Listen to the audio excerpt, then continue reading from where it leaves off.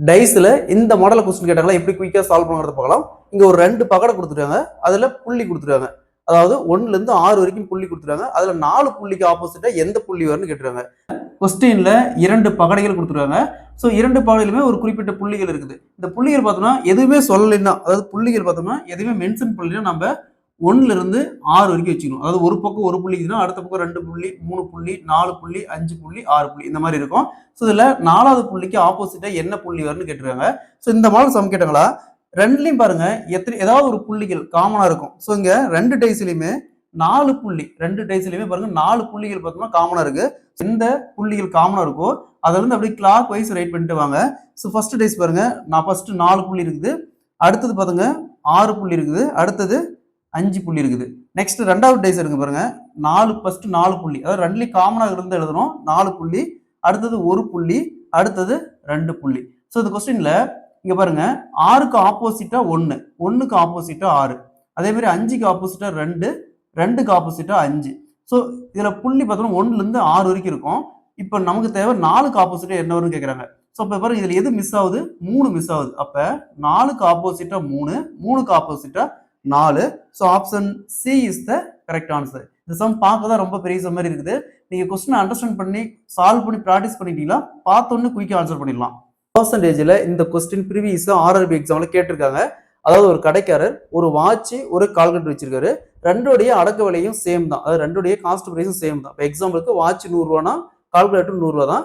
So அதை வாட்சை 15% லாபத்துக்கு விற்கிறாரு, அதே மாதிரி கால்குலேட்டரை 15% நஷ்டத்துக்கு விற்கிறாரு.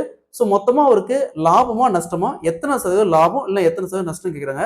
ஸோ இந்த மாதிரி சம் கேட்டாங்களா, எப்படி குயிக்கா சால்வ் பண்ணுறத பார்க்கலாம். கொஸ்டின்ல ஒரு கடைக்காரர் வாட்ச் 1 கால்குலேட்டர் 1 வச்சிருக்காரு, ரெண்டுடைய காஸ்ட் பிரைஸ் சேம் தான். இப்போ எக்ஸாம்பிளுக்கு வாட்ச் 100 ரூபானா கால்குலேட்டர் 100 ரூபா தான். ஸோ வாட்சை 15% லாபத்துக்கு வைக்கிறாரு, அதே மாதிரி கால்குலேட்டரை 15% லஸ் வைக்கிறாரு. ஸோ இப்போ மொத்தமா இவருக்கு ஏற்பட்டது லாபமா நஷ்டமா, எத்தனை சதவீதம் கேட்குறாங்க. இந்த மாடல் சம் கேட்டாங்களா, எப்பவுமே ஒரு பொருள் சேம் பர்சன்டேஜ் அதிகரிச்சு சேம் பர்சன்டேஜ் டிக்ரீஸ் பண்ணா, விலையை சேம் பர்சன்டேஜ் அதிகரிச்சு சேம் பர்சன்டேஜ் டிக்ரீஸ் பண்ணா அது நஷ்டம் தான். ஸோ மைனஸ் போட்டுக்காங்க, மைனஸ் 15 இன்ட்டு 15. ஸோ என்ன பர்சன்டேஜ் கொடுக்கணும் அந்த வேல்யூ வகுத்தல் 100, காமனா 100. நெக்ஸ்ட் மைனஸ் 15 15 225 வகுத்தல் 100 இருக்குது. அப்போ 2 தள்ளி புள்ளி வைக்கணும். அப்போ மைனஸ் 2 புள்ளி மைனஸ் 2.25% அவருக்கு நஷ்டம். சரிங்களா, எப்பவுமே ஒரு பொருள் சேம் பர்சன்டேஜ் அதிகரிச்சு சேம் பர்சன்டேஜ் டிக்ரீஸ் பண்ணோமா அது நஷ்டம் தான், மைனஸ் தான். ஸோ அப்போ எத்தனை சதவீதம் கேட்டாலும் மைனஸ் 2.25%.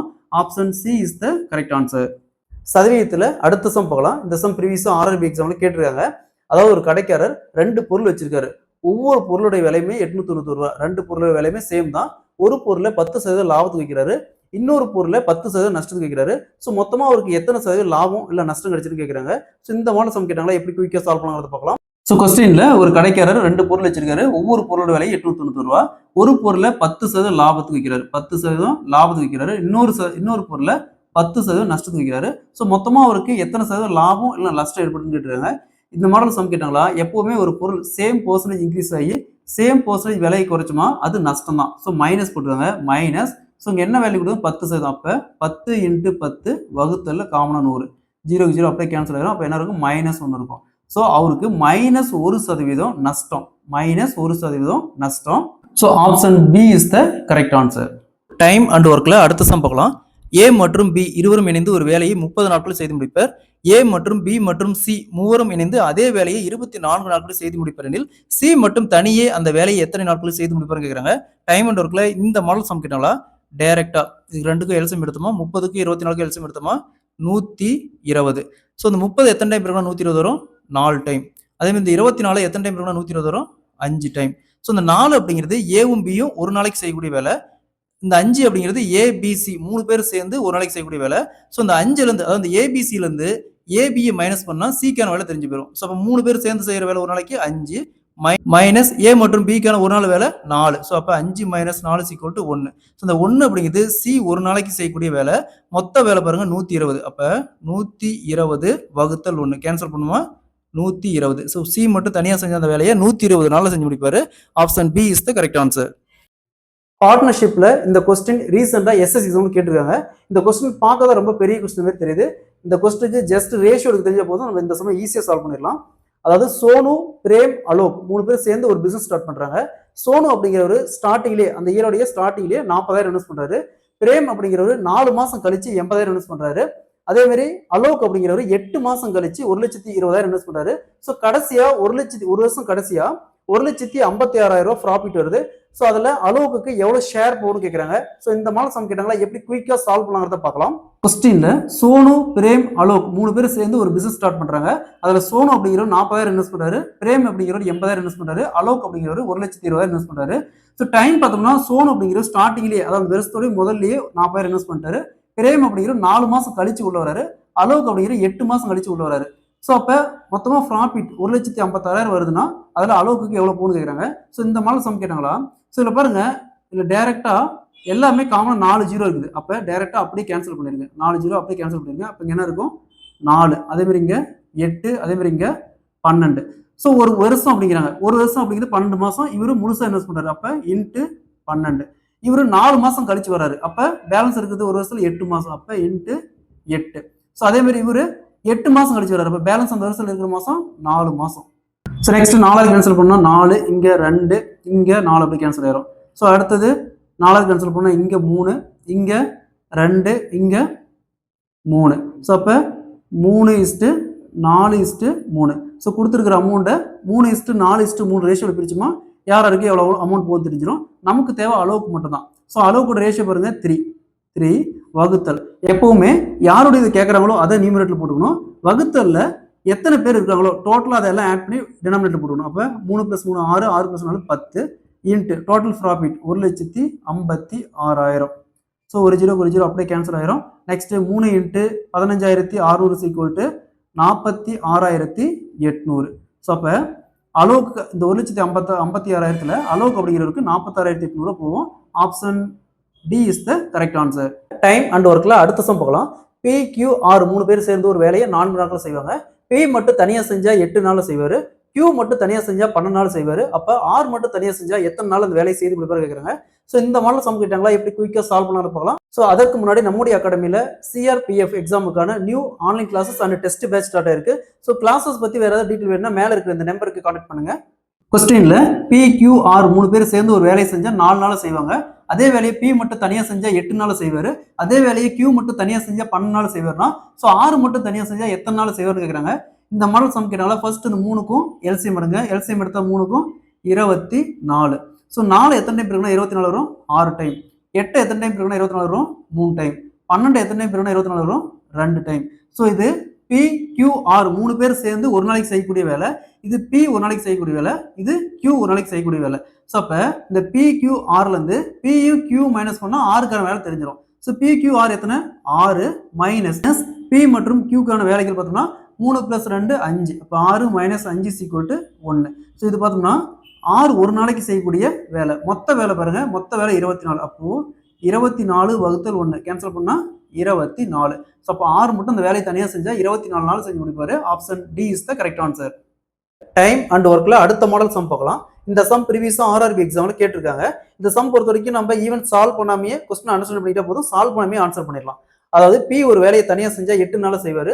அதே வேலையை Q தனியா செஞ்சா 16 நாள் செய்வாரு. ஸோ 2 பேத்துக்கான திறமையின் விகிதம் காணும்னு கேட்டுருக்காங்க. அதாவது அவங்களோட எஃபிஷியன்சியோட ரேஷியோ கேட்டுருக்காங்க. ஸோ இந்த மாதிரி சம் கேட்டால எப்படி குயிக்கா சால்வ் பண்ணலாங்கிறத பார்க்கலாம். கொஸ்டின்ல P ஒரு வேலையை தனியா செஞ்சா 8 நாள் செய்வாரு. அதே வேலையை Q தனியா செஞ்சா 16 நாள் செய்வாருன்னா ஸோ 2 பேர்த்தோட திறமையின் விகிதம் காணும்னு கேட்டுருக்காங்க. ஸோ திறமையின் விகிதம் காட்டாங்களா, அப்படியே ஆப்போசிட் எடுத்துக்கணும். ஸோ Pக்கு இந்த 16, அதே மாதிரி Qக்கு இந்த 8. ஸோ 8ஆல கேன்சல் பண்ணா இங்க 2:1. ஸோ அவங்களுடைய திறமையின் விகிதம் பார்த்தோம்னா 2:1. அப்படியே ஆப்போசிட்டா எடுத்துக்கணும். திறமையின் விகிதம் அதாவது எஃபிஷியன்சி ரேஷியோ பார்த்தோம்னா 2:1. Option C is the correct answer. இதே மாதிரி இந்த சம் பாருங்க, X ஒரு வேலையை தனியா செஞ்சா 12 நாள் செய்வாரு. அதே மாதிரி Y ஒரு வேலையை தனியா செஞ்சா 24 நாள் செய்வாரு. அப்ப அவங்களோட திறமையின் விகிதம் கண்டுபிடிச்சிருங்க. இதே மாதிரி தான் இந்த சம் சால்வ் பண்ணிருக்கிற ஆன்சரை கமெண்ட்ல போடுங்க. இதே இதுல 3 பேர் கொடுத்தாங்களா எப்படி சால்வ் பண்ணாங்கிறத நம்ம அடுத்த வீடியோல பார்க்கலாம். ஸோ அதுக்கு முன்னாடி நம்ம சேனலை சப்ஸ்கிரைப் பண்ணாதீங்க, சப்ஸ்கிரைப் பண்ணி நம்ம சேனலை ஃபாலோ பண்ணிக்கோங்க. ஸோ நம்ம ஃபேஸ்புக்கில் சப்ஸ்கிரைப் பண்றவங்களுக்கு சப்ஸ்கிரைப் பண்ணிட்டு இண்டிவிஜுவலா வாட்ஸ்அப் மெசேஜ் பண்ணுங்க. உங்களுக்கு எல்லா கோர்ஸுமே 50%, அதாவது 50% உங்களுக்கு ஆஃபர். ஃபேஸ்புக்கில் சப்ஸ்கிரைப் பண்ணிவிட்டு நீங்க அதுக்கான ப்ரூஃபை வாட்ஸ்அப்ல பண்ணிக்கலாம். நீங்க நம்ம அகாடமியில் படிக்கிற எல்லா கோர்ஸும் 50% ஆஃபர். ஆப்ல படிக்கிற எல்லா கோர்ஸும் 50% ஆஃபர். ஸோ வேணுங்கிறீங்க நீங்க ஜாயின் பண்ணிக்கலாம். காம்பவுண்ட் இன்ட்ரெஸ்ட்ல இந்த மாடல் கொஸ்டின் கேட்டாங்களா எப்படி குயிக்கா சால்வ் பண்ணலாங்கிறத பார்க்கலாம். இது காம்பவுண்ட் இன்ட்ரெஸ்ட் மட்டுமல்ல, ஒரு இயந்திரத்தின் மதிப்பு, அதே மாதிரி மக்கள் தொகை கணக்கு, பாப்புலேஷன் கணக்கு கேட்டாலும் நம்ம இதே ட்ரிக் நம்ம அப்ளை பண்ணலாம். அதாவது அசல் 21,000, ஆண்டு வட்டி வீதம் 10%, 3 ஆண்டுகளுக்கு பிறகு கிடைக்கும் கூட்டு வட்டியை கணக்கிடுறாங்க.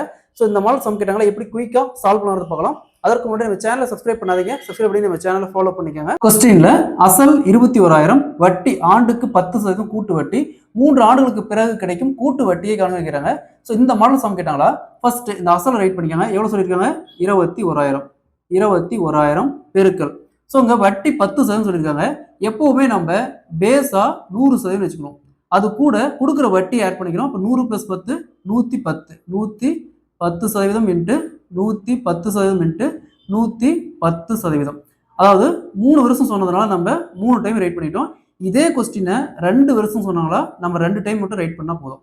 அடுத்தது இந்த மாதிரி பெருக்கல்ல பெர்சன்டேஜ் வந்து 2 ஜீரோ வந்துச்சுன்னா ஒரு பெர்சன்டேஜ்க்கு 2 ஜீரோ கேன்சல் பண்ணிடலாம். ஸோ அப்போ ஃபர்ஸ்ட் பெர்சன்டேஜ்க்கு 2 ஜீரோ கேன்சல் பண்ணிடலாம், இன்னொரு பெர்சன்டேஜ்க்கு இன்னொரு 2 ஜீரோ கேன்சல் பண்ணிடலாம், இன்னொரு பெர்சன்டேஜ்க்கு இன்னொரு 2 ஜீரோ கேன்சல் பண்ணலாம். ஆக மொத்தம் எல்லா ஜீரோ கேன்சல் ஆயிடுச்சு. அப்போ பேலன்ஸ் என்ன இருக்குது? 21 into 11 into 11 into 11, 11 cube 1331, 11 cube 1331 into 21 equal to 27,541. So இது பார்த்தோம்னா மொத்த தொகை, இது மொத்த தொகை. அது பார்த்தோம்னா மொத்த தொகை, மொத்த தொகை அப்படிங்கிறது பிரின்சிபல், அதாவது அசல் பிளஸ் வட்டி ரெண்டும் சேர்ந்து தான் மொத்த தொகை. ஸோ ஒரு சில டைம் மொத்த தொகை கேட்பாங்க, கேட்டாங்க நம்ம டேரெக்டாக அந்த வேல்யூ போட்டுக்கலாம். ஆனால் என்ன கேட்குறாங்க? கூட்டு வட்டி மட்டும் தான் கேட்குறாங்க. அப்போ கூட்டு வட்டி கேட்டாங்களா டோட்டல் அமௌண்ட் இதுல இருந்து பிரின்சிபலை மைனஸ் பண்ணோம். ஸோ 27,541ல 27,541ல 21,000 அசல் போயிடுச்சுன்னா மீதி என்ன இருக்கும்? 1 4 5 6 0, 6,541 ரூபா. ஸோ வட்டி மட்டும் பார்த்தோம்னா 6,541 ரூபா. Option C is the correct answer. இதே மாதிரி இந்த சம் பாருங்க. அசல் 1000 ஆனது ஆண்டுக்கு 10% கூட்டு வட்டியில் 3 ஆண்டுகளுக்கு பிறகு கிடைக்கும் கூட்டு வட்டியை காணுகிறாங்க. இதே மாதிரி தான் இந்த சம்ம சால்வ் பண்ணி ஆன்சரை கமெண்ட்ல போடுங்க. இதே கொஸ்டின் ஒரு இயந்திரத்தின் மதிப்பு இதே மாடல்ல கேட்டிருந்தாங்களா, அதாவது ஒரு இயந்திரத்தின் தற்போதைய மதிப்பு 21,000, ஆண்டுதோறும் அதன் மதிப்பு 10% அதிகரிக்கிறது. 3 ஆண்டுகளுக்கு பிறகு அதன் மதிப்பு என்னவா கேட்பாங்க, இல்ல 2 ஆண்டுகளுக்கு பிறகு அதன் மதிப்பு என்னவா கேட்பாங்க. சேம் ட்ரிக் தான், நம்ம அங்கேயே அப்ளை பண்ணிக்கலாம். அதே மாதிரி பாப்புலேஷன் கணக்கு, அதாவது மக்கள் தொகை கணக்குல இதே மாதிரி கேட்பாங்க. அதாவது ஒரு நகரத்தின் தற்போதைய மக்கள் தொகை 21,000, ஆண்டுதோறும் மக்கள் தொகை 10% அதிகரிக்கிறதில் 2 அல்லது 3 ஆண்டுகளுக்கு பிறகு மக்கள் தொகை என்னவாக இருக்குன்னு கேட்பாங்க. ஸோ அந்த மாதிரி கேட்டாலும் டைரக்டா நம்ம இதே மெத்தட் அப்ளை பண்ணிக்கலாம். எந்த வெண் வரைபடம் நாற்கரம், செவ்வகம், சதுரம் இடையே உள்ள உறவை சிறப்பாக குறிக்கிறதுன்னு கேட்டுறாங்க. அதாவது கீழே கொடுத்துருக்கிற ஆப்ஷன்ல கொடுத்துருக்கிற 4 டயக்ராம்ல எந்த டயக்ராம் அந்த 3 சொற்களுக்கும் பொருத்தமா வருதுன்னு கேட்டுறாங்க. ஸோ இந்த மாதிரி சம் கேட்டாங்களா எப்படி குயிக்கா சால்வ் பண்ணலாங்கிறது பார்க்கலாம். கொஸ்டின்ல நாற்கரம், செவ்வகம், சதுரம். ஸோ ஃபர்ஸ்ட் பாருங்க சதுரத்தினோட சி கொடுத்துக்கிறாங்க. ஒரு சதுரம் பார்த்தோம்னா செவ்வகமா இருக்கலாம். அதே மாதிரி இது ரெண்டுமே பார்த்தோம்னா நாற்கரத்துக்குள்ள வரும். நாற்கரம்னா ஏ, சரிங்களா? அப்போ இதுக்கு பொருத்தமா வர வரைபடம் பார்த்தோம்னா option C is the correct answer. இதே மாதிரி இந்த சம் பாருங்க. எந்த வெண் வரைபடம் வட்டம், முக்கோணம், கோணம் இடையே உள்ள உறவை சிறப்பாக குறிக்கும் கேட்டுருங்க. இதே மாதிரி இந்த சம்ம சால்வ் பண்ணியிருக்கிற ஆன்சரை கமெண்ட்ல போடுங்க.